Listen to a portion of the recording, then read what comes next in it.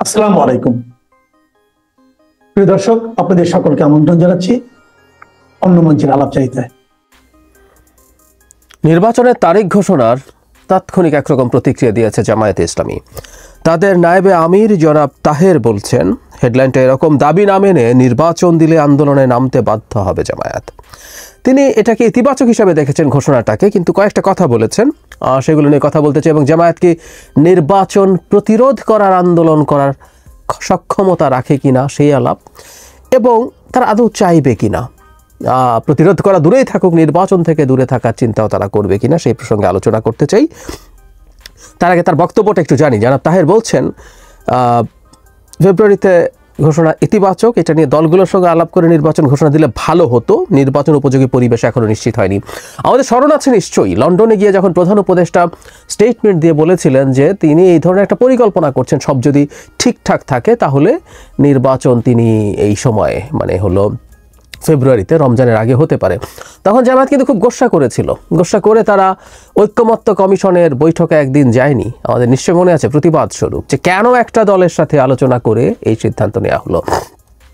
উত্তরটা খুব সোজা ছিল, কেন জামায়াত ইসলামীর সাথে আলাদা করে বৈঠক করে? অন্য দল কি গোস্সা করতে পারে, যেগুলো আমরা সংখ্যার বিচারে ছোট দল বলে মনে করি? গণতন্ত্রের মঞ্চের দলগুলো 15 বছর, দীর্ঘ 15 বছর শেখ হাসিনার বিরুদ্ধে, এর মধ্যে অন্তত 7-8 বছর 18 সালের পর থেকে অ্যাটলিস্ট দুর্দান্ত ফাইট করেছে শেখ হাসিনার বিরুদ্ধে।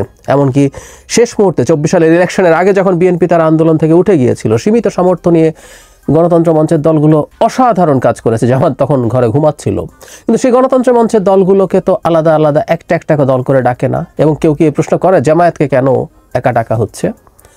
উত্তরটা ওর মধ্যেই আছে। ঠিক একই কারণে বিএনপির সাথেই কথা বলে সিদ্ধান্ত নেওয়া যাবে। তার উপরে আমি মনে করি প্রধান উপদেষ্টা আমরা কেউ যদি একই কথা বলি যে জামায়াত তো ফেব্রুয়ারি নির্বাচনের ব্যাপারে অনেক আগেই এন্ডোর্সমেন্ট দিয়ে রেখেছে, বরং জামায়াত এই দুটো টাইমের কথাই বলেছিল, এপ্রিল অথবা ফেব্রুয়ারি, এবং জামায়াতের আমির স্পষ্টভাবে বলেছিলেন যে রমজানের আগে নির্বাচন হয়ে যাওয়াটা সবচেয়ে ভালো। তো সুতরাং ফেব্রুয়ারির মাঝামাঝির আগে নির্বাচন হওয়ার ব্যাপারে তো জামায়াতের সায় ছিলই। এখন এই কথাগুলো বলছেন কেন? এগুলো রাজনৈতিক প্রোপাগান্ডা, আর কিছু না, রেটরিক, এগুলো বলতে হয়। একটা জায়গায় তিনি এসে বললেন যে জুলাই ঘোষণাপত্র সনদের আইনি ভিত্তি অন্তর্বর্তীকালীন সরকার এগিয়ে দিতে হবে এবং সংস্কার, গণহত্যার বিচার ও সুষ্ঠু নির্বাচনের প্রত্যাশার কথা জানিয়ে তিনি বলেন, দাবি না মেনে নির্বাচন দিলে আন্দোলনে নামতে বাধ্য হবে জামায়াত। এটা হলো মূল কথা। বেশ কিছুদিন থেকে সংস্কার, বিচার এগুলোকে শর্ত হিসেবে দেখানোর চেষ্টা করছেন এনসিপির সাথে অ্যালাইন্ড হয়ে। এনসিপি যা বলছে জামাত এইসব ইস্যুতে ঠিক তাই বলছে, খুব সংস্কার চান তারা। এবং গণহত্যার বিচার হচ্ছে 24-এ গণহত্যা জাতিসংঘের যে টেকনিক্যাল সংজ্ঞা সেই অনুযায়ী হয়নি, এটা মানবতা বিরোধী অপরাধ হয়েছে, তারা এটা চান।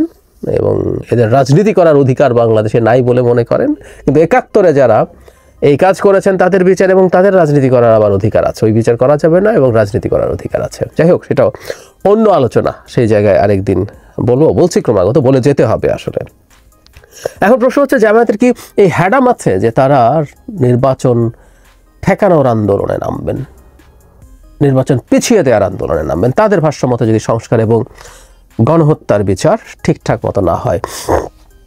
আমরা খেয়াল করব এবার যদি জামায়াত মাঠে নামে, তাত্ত্বিকভাবে ধরছি তারা নামবে কিনা আমরা শেষের দিকে এই সিদ্ধান্ত নিতে পারবো, তাকে বিএনপিকে কনফ্রন্ট করতে হবে। জামায়াত কিছুদিন আগে সরাসরি না হলেও এনসিপির পেছনে গুরুত্বপূর্ণ নেতারা মাঠে ছিলেন, প্রকাশ্যে ছিলেন, ছাত্র শিবির ছিল, আওয়ামী লীগ নিষিদ্ধকরণের দাবিতে মাঠে নেমেছিল জামায়াত এবং আরও কিছু ইসলামী দল এবং শক্তি। তখন আসলে সমস্যা হয়নি, কারণ আওয়ামী লীগ নিষিদ্ধকরণ নিয়ে বিএনপি অ্যান্টাগোনাইজ করেনি। বিএনপি বলে না আওয়ামী লীগকে রাখতে হবে, তুমি যদি আওয়ামী লীগকে নিষিদ্ধ করার দাবিতে মাঠে নামো তুমি আমার বিরুদ্ধে যাচ্ছ, ফলে ওখানে বিরুদ্ধ চারণ করা হয়নি। কিন্তু এবার নির্বাচন নিয়ে জামায়াত যদি মাঠে নামে, ও আসলে প্রকাশ্যে বিএনপির বিরুদ্ধে অবস্থান নিচ্ছে। এবং বিএনপির সবচেয়ে গুরুত্বপূর্ণ যে চাওয়া, যেটা একটা বুর্জোয়া রাজনৈতিক দলের স্বাভাবিক চাওয়া, সেটা হচ্ছে একটা নির্বাচন হওয়া, যে নির্বাচনের মাধ্যমে সে ক্ষমতায় যাওয়ার চেষ্টা করবে। এবং বিদ্যমান প্রেক্ষাপটে বলা যায় বিএনপির সাথে ক্ষমতায় যাওয়ার মাঝে জাস্ট একটা ইলেকশনই আছে, আর তেমন কোনো আনসার্টেনিটি নাই। রাদার আলোচনা এটা হচ্ছে বিএনপির সিট কয়টা হবে, কয়টা অন্য দল পেতে পারে সেসব নিয়ে। ফলে বিএনপির সাথে জামায়াত কি কনফ্রন্ট করবে? অনলাইনে জামায়াতের শোরগোল করা, তাদের সিন্ডিকেটেড কাজ করা, তারা আক্রমণ করা দেখে কারো কাছে বা জামায়াতে নিজেরই এক ধরনের তারা নিজেই এক ধরনের ইলুশনে ভোগে কিনা যে তাদের বিরাট সাপোর্টার বেস তৈরি হয়েছে, মাঠের শক্তিতে জামায়াতের আদৌ কোনো পাত্তা বিএনপির সাথে থাকবে বলে মনে হয় না, যদি কনফ্রন্টেশনাল একটা পরিস্থিতি হয়। এই হিসাব জামায়াতের করার কথা। 2-4টা জায়গায় দেশে তাদের এক ধরনের শক্তি আছে।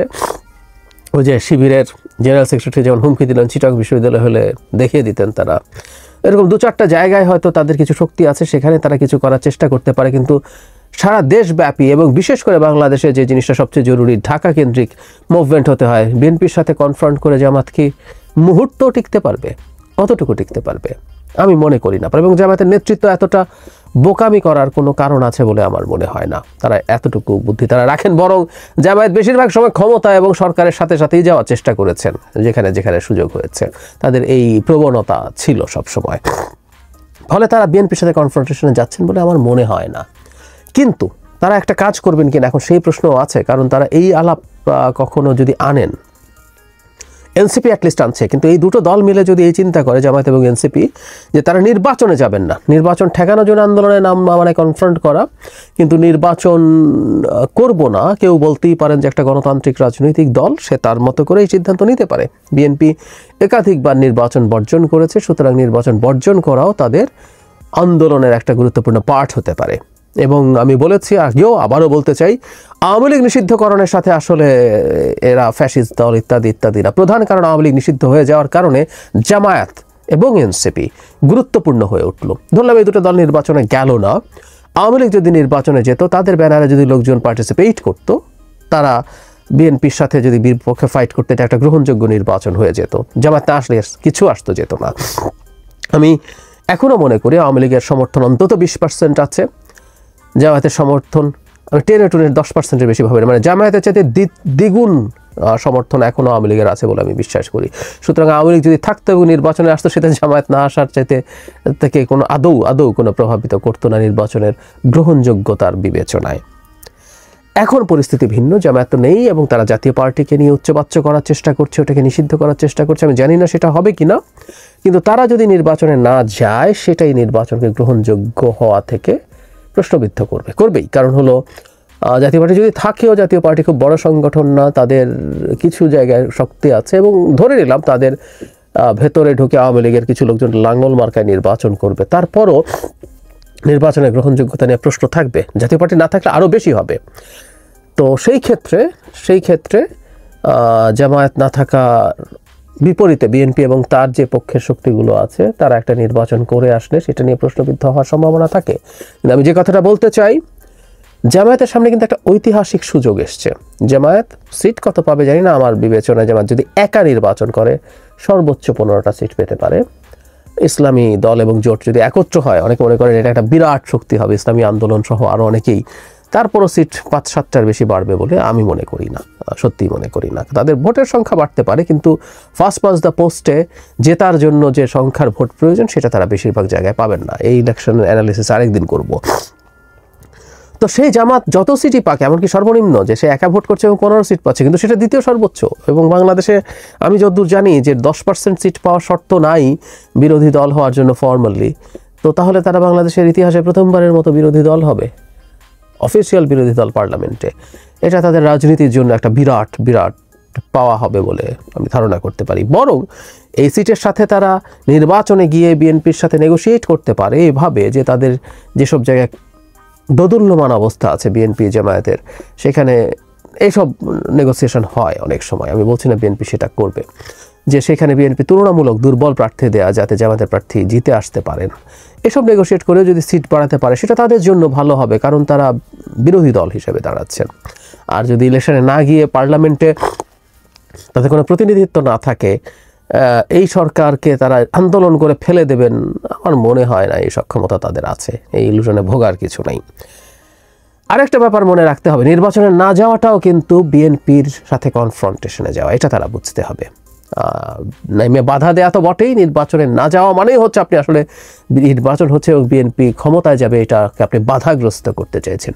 এর মানে বিএনপির সাথে আবারও সে সংঘাতময় প্রেক্ষাপট এবং পরিস্থিতি তৈরি করা। এটাও তাহলে গুরুত্বপূর্ণ প্রশ্ন, জামায়াত সেই প্রেক্ষাপটে যাবে কিনা। কারণ তারা যদি ক্ষমতায় না যায়, মানে নির্বাচনে না যায়, নির্বাচন যদি হয়ে যায় বিএনপি ক্ষমতায় আসবে, আমরা তাত্ত্বিকভাবে ধরে নিলাম যে একটা সময় পর্যন্ত বিএনপি ক্ষমতায় থাকবে, পুরো 5 বছর যদি নাও থাকে, এগুলো সব তর্কের খাতিরে ধরে নিচ্ছি, কিন্তু বিএনপি তো ক্ষমতায় যাবে একবার, এবং বিএনপি ক্ষমতায় যাওয়া সেই সময়টা জামায়াত তার নিজস্ব সংকটের কথা নিশ্চয়ই ভাববে যে এটা তাদের জন্য ভালো কিছু হবে না।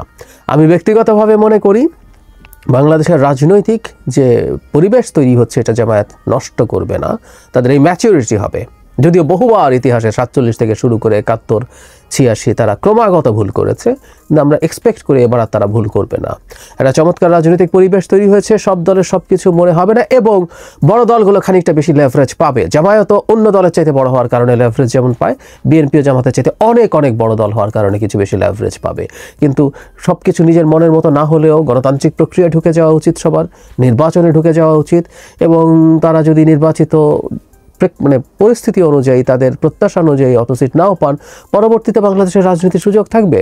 বিএনপি যদি ক্ষমতায়ও আসে, তারা রাজনীতি করুন, বিএনপি প্রচুর ভুল করবে, প্রচুর সমালোচনা হবে, এগুলোর মাধ্যমে তারা ধাপে ধাপে এগিয়ে যেতে পারবেন, সেই রাজনীতি হোক, এবং কোনো একদিন যদি নির্বাচিত হন তারা সরকার গঠন করবেন।